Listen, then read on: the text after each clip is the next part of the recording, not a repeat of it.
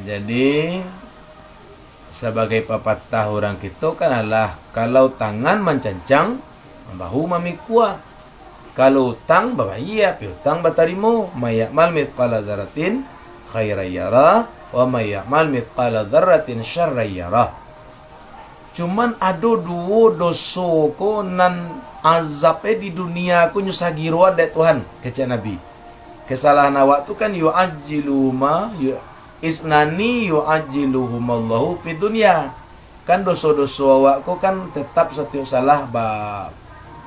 Kesalahan awak tu akan diazab oleh Allah, tapi kan ditunda-tunda, dikasih kesempatan sampai hari kiamat. Tapi ada dua dosa awak ko di dunia nyusah giruan dek Tuhan. Nan pertama al-bayu, nan kedua ukukul walidan.